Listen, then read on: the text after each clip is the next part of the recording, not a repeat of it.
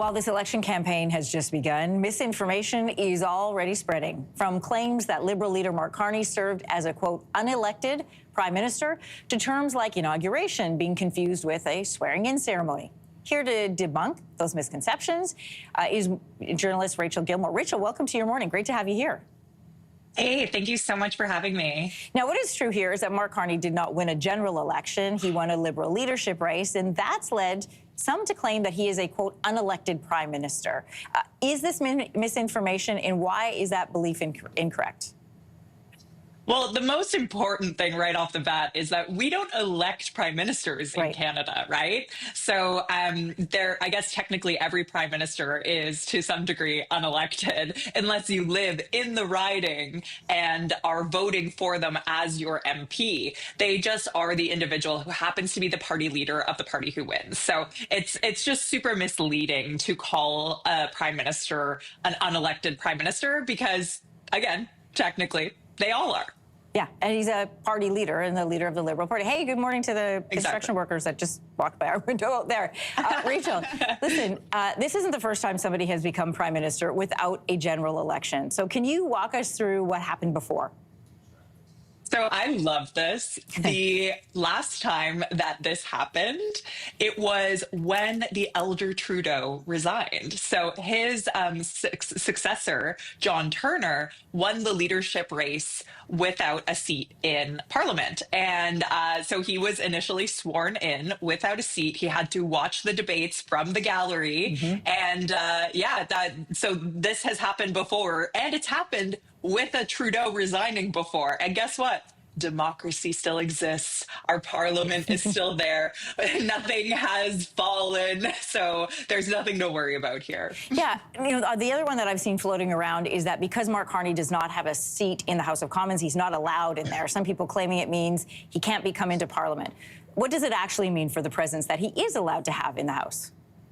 So the only thing that he can't do is to participate in debates and everything. You have to be in your seat in the House of Commons. And obviously he doesn't have one right now, so he wouldn't be able to do that. But as I mentioned with John Turner, he could sit in the gallery and observe if he wanted to. He's still going to be able to obviously speak to his team and confer with them about what kind of priorities he's got. So they'll be speaking for his priorities in any debates, again, if the House is even sitting, which it's not. So hopefully, you know, in his case, and as I'm sure he's hoping, he will have a seat the next time it sits. But yeah, there's no restriction. I mean, basically anyone who has business on the Hill can show up, give their ID to the security, and they will let you in. So I think it's very unlikely that those security guards will be turning Mark Carney away. You know, this just speaks to a larger problem. We've seen a lot of American ideas or terms like referring to Carney swearing in as an inauguration. Those are starting to creep more and more into Canadian political language. What's the difference between the two? So in the U.S., obviously, they have a different system. Like we have a parliamentary system, a Westminster system. So I think that there's, you know, like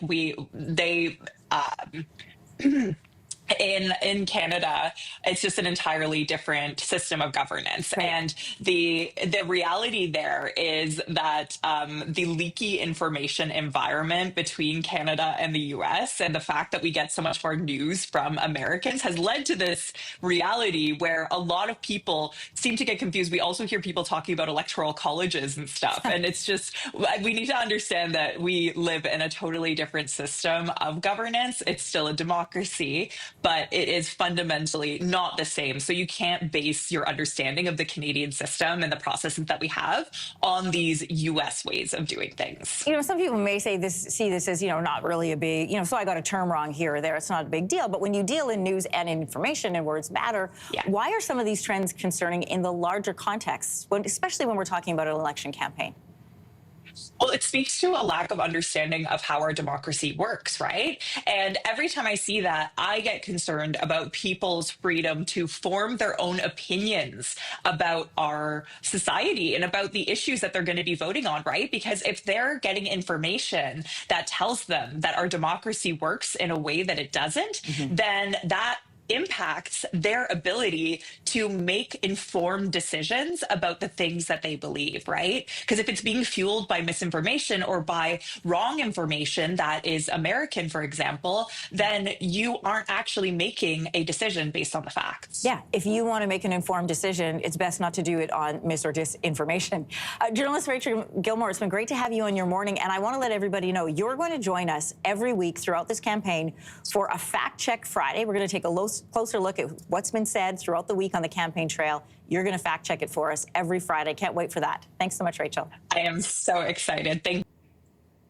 If you like that video, make sure to subscribe to the Your Morning YouTube feed, where you can find all kinds of new content posted every weekday morning.